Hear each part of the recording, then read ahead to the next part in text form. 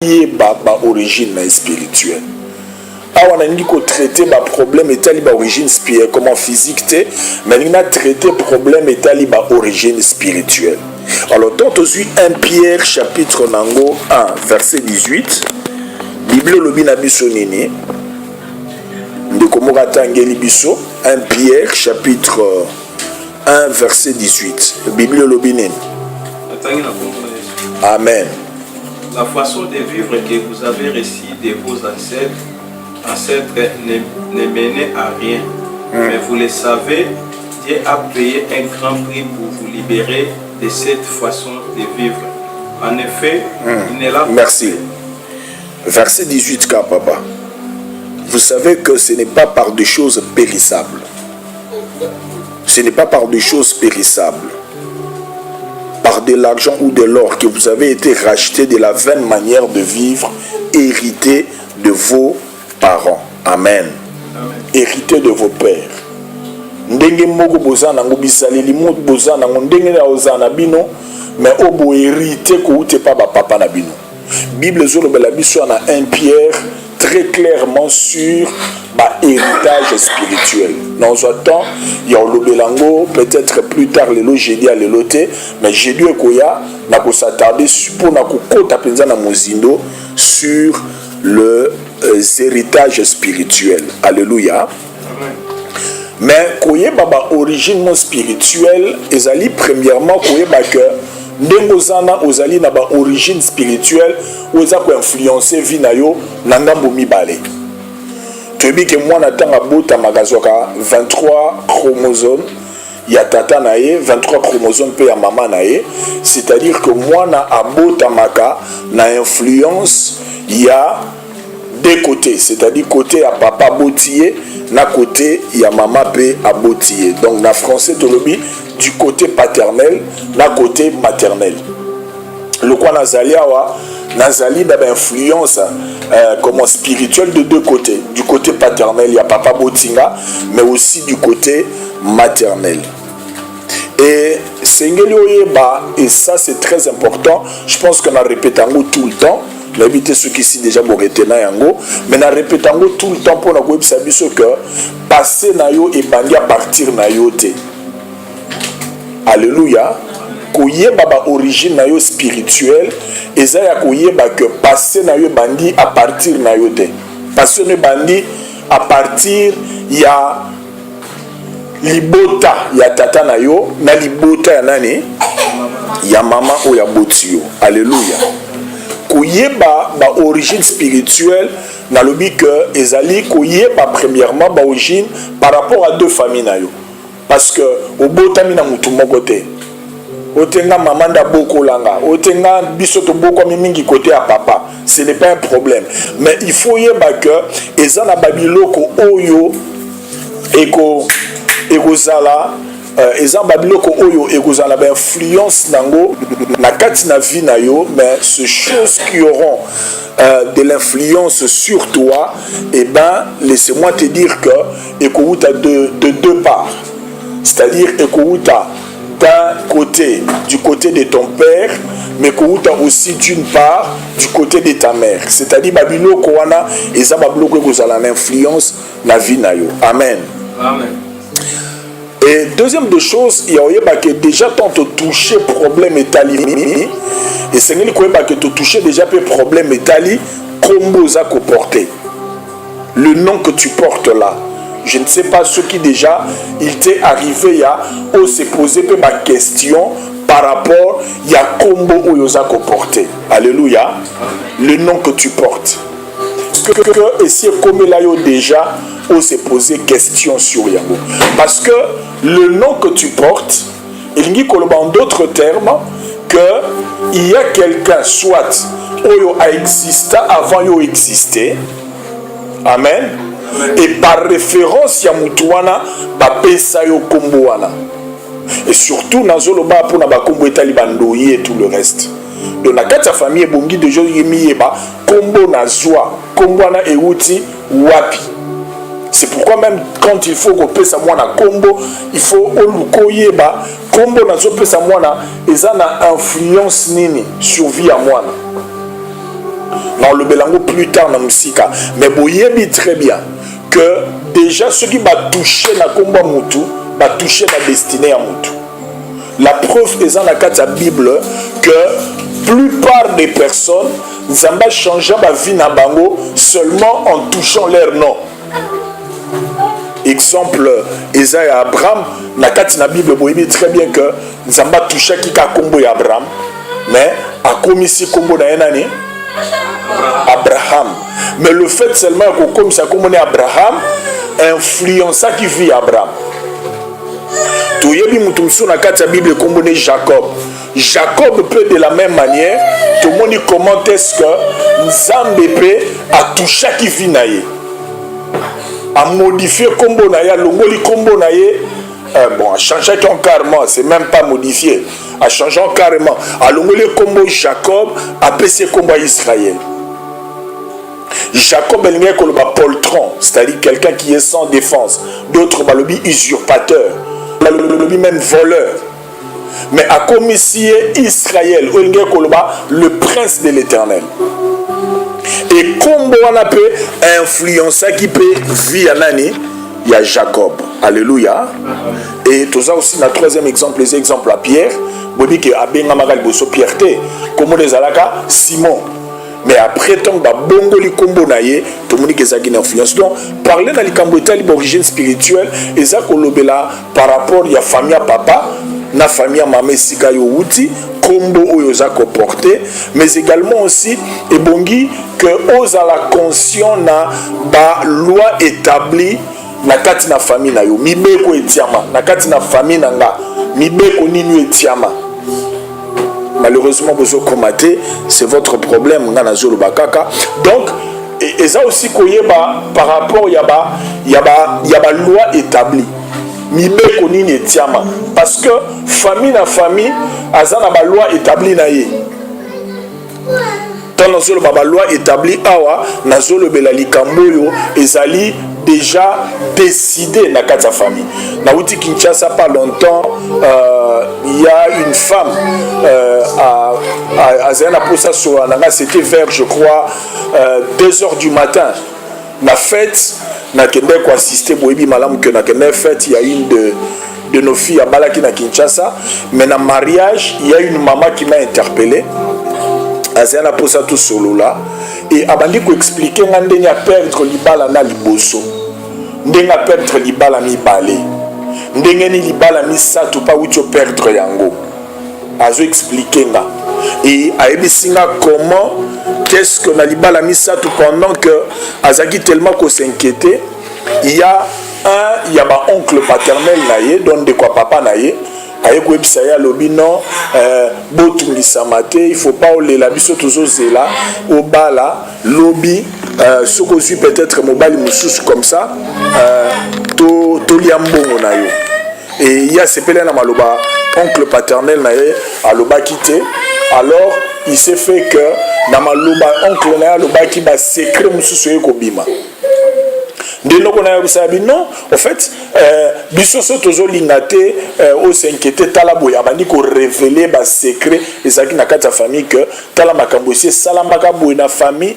ba mabala na bino si déjà ba tekaka yango ainsi de suite donc ndenge zawana eza pas si ofanda na libala effectivement atali pe famille na bango mobimba bango nyoso bana basi eza baza na même situation. Alléluia.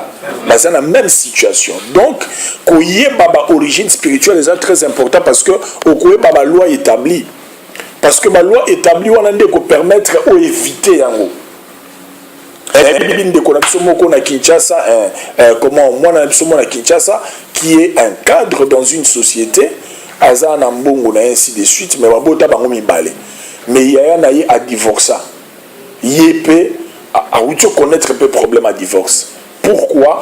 Parce que aza conscienté na ba loi établie na kata famille. Bande konengna lo banabino que famille na famille aza na ba loi établie na yi. Alléluia.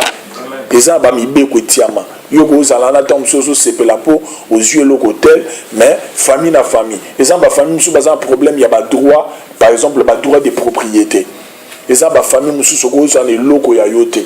tomona bato mosusu aza même na mbongo ebele maza incapable asomba ata mwa eteni ya lopango na ye afanda eza baloi eza moto mosusu akoluka asomba voiture ya chere ekokute prix ya lopango akolenda ngai asango mwana Kinshasa moto aza na bavoiture eza na baprix ya mapango mais azokende kolalisa mituka na commune e namona mpe bato mosusu koma asombi mpe mapango yango mais bamettre na situation moko yake mapango wana mpe abandi koteka yango moko nayebi te so bomona déjà bato ya ndenge wana c'est-à-dire asombi mpe mapango ebele mais après lobi ateki ya liboso ateki ya mibale kosomba ya problème te mais problème eza komaintenir lopango yango alléluia eza bato mosusu basomba mais après batie na bacondition moko boye ateki ti nyonso esili nga koko na nga nazoyeba azalaki na bamapangu ya osakana te nga kombo naza koporte na basurnom na nga parce que naza ndoi ya nani ya koko na nga mobali kote ya papa na basurnom naza koporte naza mpe na surnom ya ma campagne parce que koko na bazali kobenge bongo ma campagne bazali kobenge ma campagne pourquoi parce que soki okoti na ma campagne eza lopango moko wana ekoma foyer social ezalaka lopango ya koko na nga azali na mbongo ebele azalaki na bamapango presque ce qui combien plus de 20 na Kinshasa mais akufi atikalaki na eteni ya lopango moko babengaka soki un tiers donc na mwa lopango atikalaki nango wana asi atekaki deja bandambo mibale atikalaki na ndambo ntango mpe akufi ndambo etikalaki wana mpe bateki yango mpe amen ndambo etikalaki wana mpe bateki yango donc bamapango nyonso atekaki e akufi dernier mosala nde akomi kosala na vie akomi cordonnier na koteka pétrole donc eza mpona koloba na bino ke likambo ya baloi établi oyo ekangaka bato ebele amen ekangaka bato ebele soki oza conscient na bamakambo oyo te ekozala na bainfluence très néfaste na kati na vie na yo et dernière de choses comment avant dernière ezali aussi koyeba quels sont tes combats bolandanga s'il vous plaît toi na école ya délivrance eza makambo important ya koyeba bitumba na yo alléluia bitumba na bino na famille eloko ebomaka bato mingi esalaki bato ebele connaître des sérieux problèmes c'est parce que eza na bato mosusu ayebi bitumba ya famille na ye te est-ce que tozo comprendre nga ayebi bitumba ya famille na ye te le connaître ses origines spirituelles eza koyeba bitumba na yo parce que nga na la faiblesse mosusu ekozala ezo influencer vie na nga mais eza en rapport na famille na nga leloko nzambe alobeli nga likambo na moi très important eza lokwa par exemple un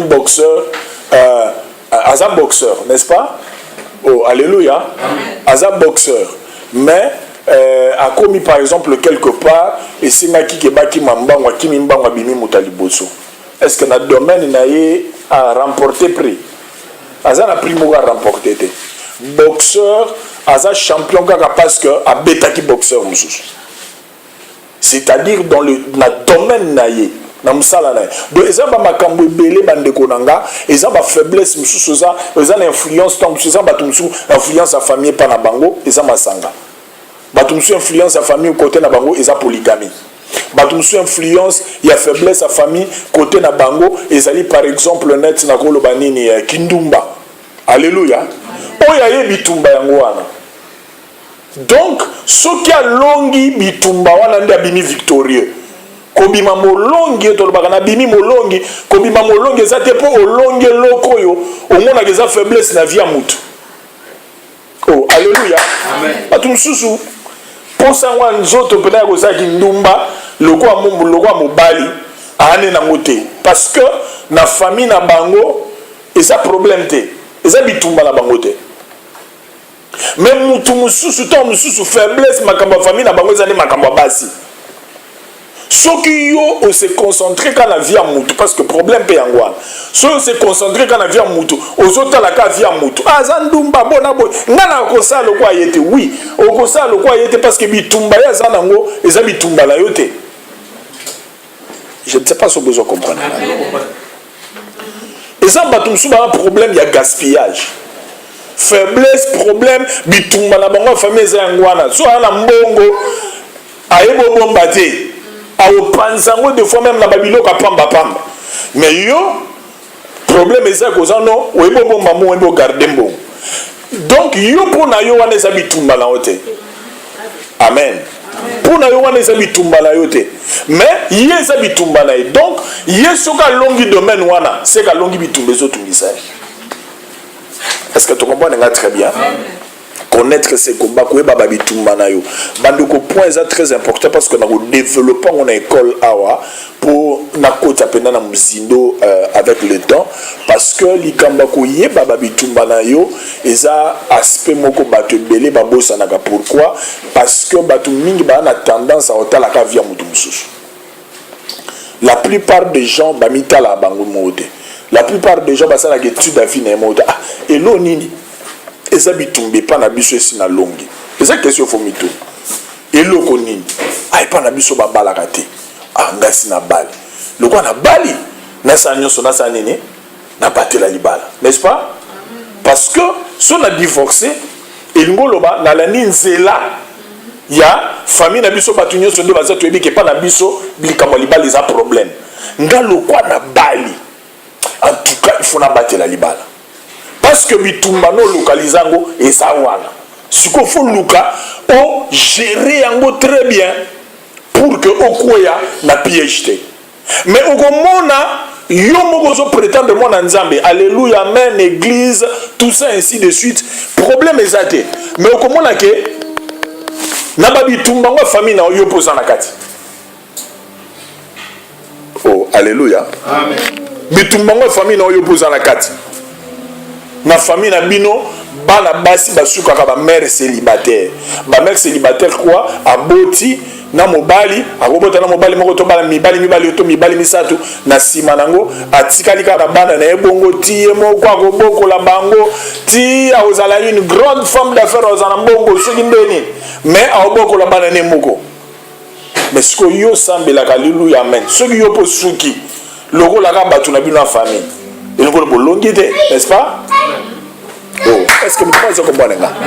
Et nous voulons longuité. Donc, connaître Koyeba, Babitumba, Nabino, la famille et Zanine. Dernière des choses, Yango na Olobelana, pourquoi le lot n'a touché une partie.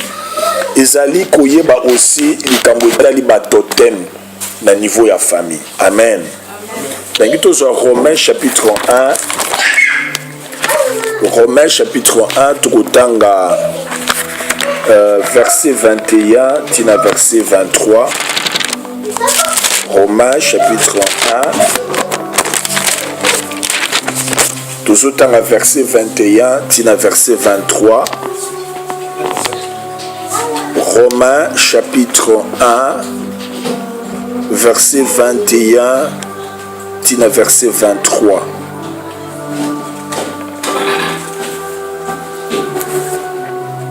Romains chapitre 1, verset 21 jusqu'au verset 23. Bibliolobinabisonini. Car, ayant connu Dieu, ils ne l'ont point glorifié comme Dieu et ne lui ont point rendu grâce. Mais ils se sont égarés dans leurs pensées et leur cœur sans intelligence. Sans intelligence a été plongé dans le ténèbre. Verset 22. Se vantant d'être sages, ils sont devenus fous. Verset 23. Et ils ont changé la gloire du Dieu incorruptible en image représentant l'homme corruptible, des oiseaux, de quadrupèdes et de reptiles. Alléluia. Ah, baza ko expliquer en fait bazo le sur batotem comment bato belé ba yeba kinzambe mais na sika ba adorer nzambe ba adora kinzambe te. Ba représenter kinzambe na babiloko belé na babiloko eza corruptible ba lobeli sur les oiseaux bandeke ba lobeli sur le quadrupède, je ne sais pas en lingala qu'est-ce que ça veut dire mais vous comprenez quand même, de quadrupède et aussi na ba reptile. C'est-à-dire banyama ya ndenge na ndenge. Alléluia. nesika ba adorer nzambe mais ba adoraki ba image ba biloko ya ndenge na ndenge. Bandeko nanga dans les temps très reculés na ba famille ebele ba deifiaki ba niama, c'est-à-dire tontozo ba ko deifier awa eza na ba niama ebele ba image ba niama ebele komaki deifier. Alléluia. Eza eloko asikate boyebi que Satan est un très grand imitateur. Satan ebi ko imiter makasi. Boyebi que na kati na Bible même Israël yemoko nzamba représentake na banyama. Na opesa un exemple net, Israël a outi na nzela ya Jacob. Boyebi na Genèse 49 prophétie le bamelaki sur Judas par exemple que Judas papa na Jacob alobaki Judas est un jeune lion. Après ça qui est image il y a lion et boyebi que Israël Judas par exemple azalaki tribu ya royauté, c'est-à-dire ba roi bazali ko bimaka na tribu ya Judas. Alléluia.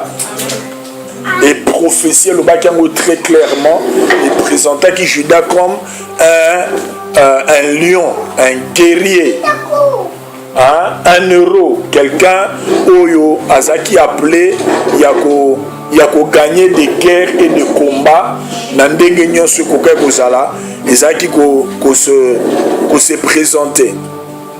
Donc et Satan comme un grand imitateur na ba famille na biso ba totem bezali. Dans le solo ba totem a ezali ba famille belé ezali représenté na ba niama ya ndenge na ndenge. Dans le temps reculé, eza na ba famille musu ba niama na bazala déifié et musu également aussi bazali ko zwa bango lokwa ba refuge et même musu ezali lokwa ba source à bénédiction. Et lelo eza na ba communauté musu na ba mboka mususu eza na ba nyama mususu ba simbaka bango te. Alléluia. Eza ba nyama mususu ba simbaka bango te parce que bazo représenter symbole to pe image ya mboka wana. Alléluia. Alors nalingi d'abord retenir que eloko nyonso o Yesu sika nzambe e comme idole. Et idole nyonso eza na un esprit qui se cache derrière na bandeli eloko nyonso esika nzambe ezali idole tontobi idole elingi koloba ekeko nzambe songolo bakogumba melaka eboyeba ke derrière idole nyonso eza na un esprit oyo ezali caché. Alléluia. Il y a beaucoup de qui sont membres, il y a une famille totémique, c'est-à-dire que membre de la famille moko esika nini totem akoki kozala ba manifestaka aussi ba caractéristique to ba caractère ya ba créature ya ba esprit oyo ezaki vénéré na kati ya famille. Eza ba famille musu totem na bango eza lion, ba musu eza léopard. Na pesi bino des exemple mboka na biso République démocratique du Congo. Totem na biso eza nini? Léopard. So boke na ba mboka nyonso bokomona surtout na ba représentation ba symbole mboka bokomona ezaka toujours na nyama moko na ebite a eza nyama nini?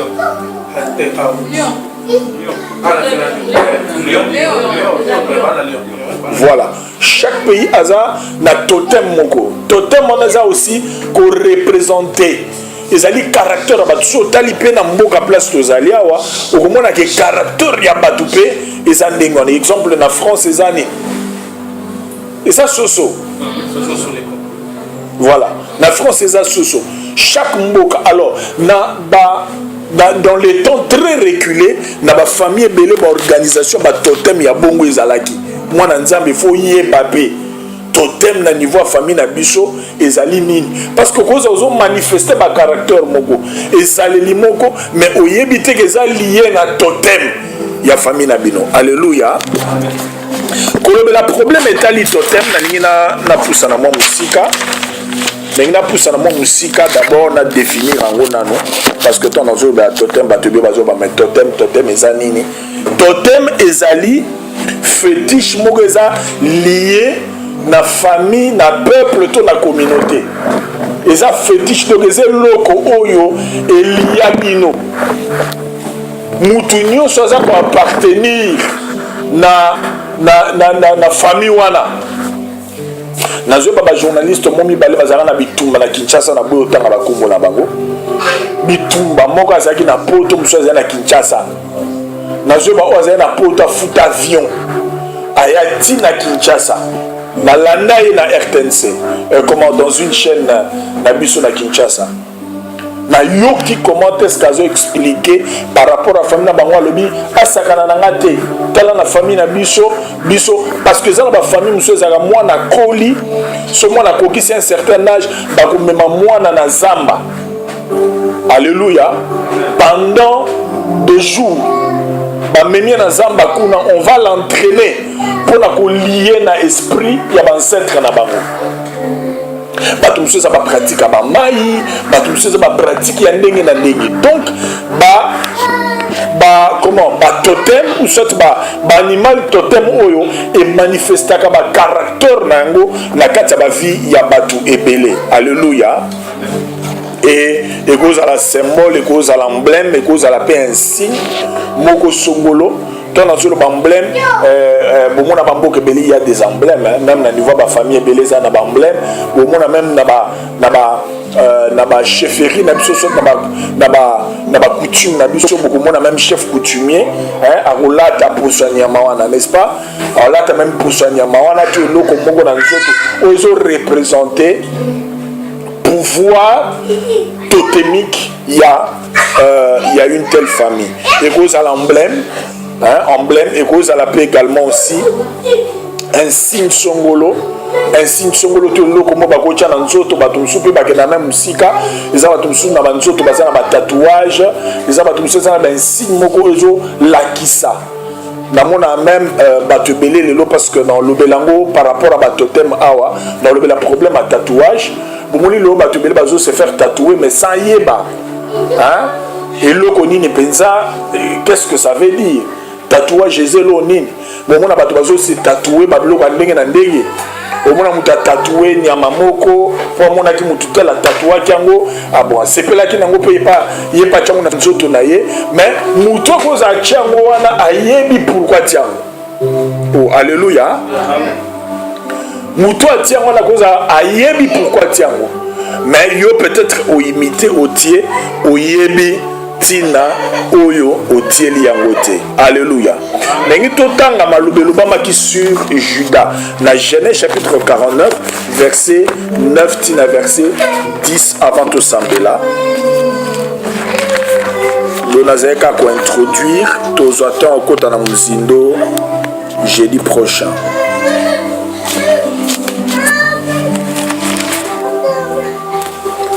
Genèse 49 verset 9 na verset 10 et sa prophétie maloba tata il y a 12 tribus d'Israël Jacob azolo balikola mwana na Juda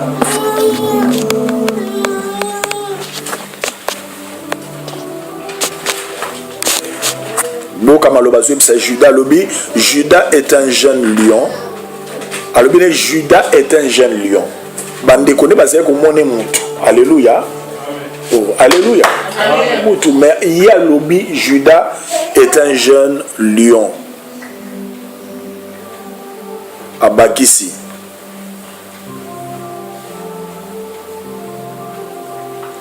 Tu reviens du carnage mon fils. Il ploie les genoux, il se couche comme un lion, comme une lionne qui le fera lever. Verset 10 Al-Bakisi. Alobi, le sceptre ne s'éloignera point de Judas parce que c'est un lion. Abi, le sceptre ne s'éloignera point de Judas, ni les bâtons souverains contre ce pied, jusqu'à ce que viennent les Shiloh et que le peuple lui obéisse. Alléluia. Botala verset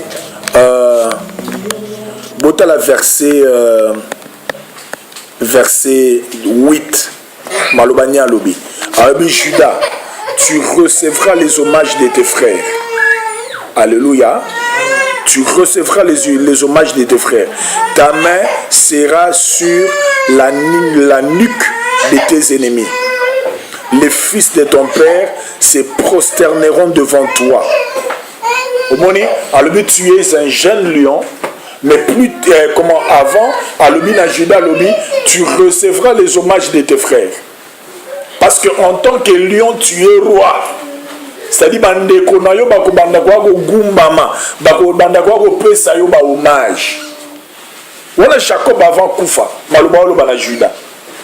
Bon, so bomoni maloba ngo ezaki ya pamba. Ceux qui malobo Jacob maloba ki ezaki ya pamba. Mais tout moni est-ce que Juda postérité na ye bandeko, le roi ne sortait que du tribu de Juda. Il y a eu un roi Abimaki hors tribu à Juda, c'était qui? Saoul. Azagi, il y a tribu à Benjamin. Mais vous voyez que même plus tard, Dieu a changé cela. David, Oyazalaki, de la tribu de Juda, il y a une royauté. Et même Jésus-Christ, alléluia, même Jésus-Christ était de la tribu de Juda. Yomukolo Bartimée azoganga lobi fils de David, aie pitié de moi. Bible lobi batu be bazé ko pexé pour atiko ganga mais batu malgré makelele mais Jésus a yokaki quand même voix ya Bartimée. Pourquoi? Parce que abelela ki na identité na ye. Maintenant succès non le banabiso lokoyo ezaki par rapport ya ba totem. Nalobi makambo ebele lelo na ngina répéter yango en conclusion très rapidement. Nalobi connaître ses origines spirituelles, il y a liboso, il faut d'abord banano nene oyeba que outi de deux côtés, côté à papa na côté à maman. Il y a mi balé combo za ko porter, eza combo ya nani. Amen. Eza combo ya nani parce que souvent ba ko pe so combo mais ya mutu si existe avant yo. Est-ce que vina on a mutu na zo kokanate? Est-ce que bitumba na yo na makambu ba difficulté zo kutana na ba difficulté mutane akutana kinango ezo kokana te. Troisième des choses il faut prendre connaissance il y a ba loi établie pe olonga ya on expliquer ba loi établie et aussi koyeba ba komba na yo koyeba bitumba na yo et quatrièmement koyeba ninyo ezali ba totem na niveau ya famille na yo parce que vous avez un caractère bizarre, lié à problème, il y a un totem, dans la famille. Amen. Est-ce que tu peux